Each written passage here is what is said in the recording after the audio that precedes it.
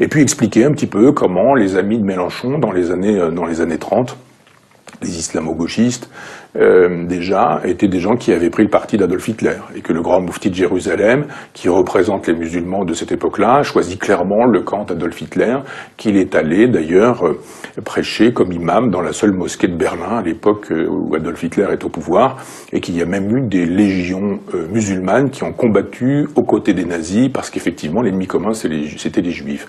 Donc il faut le dire, s'il y a eu la création de l'État d'Israël, c'est aussi parce qu'il y a eu ça. Parce que les Palestiniens de l'époque, ou les musulmans de l'époque, ont choisi Adolf Hitler, et que quand la guerre s'est trouvée terminée, eh bien, ils avaient choisi le camp des vaincus, et que voilà, les partages des terres se sont faits, et que c'est ainsi. Il y a eu un partage des terres, c'est peut-être effectivement injuste pour des Palestiniens qui ont été mis à la porte de chez eux alors qu'ils n'avaient eux rien fait,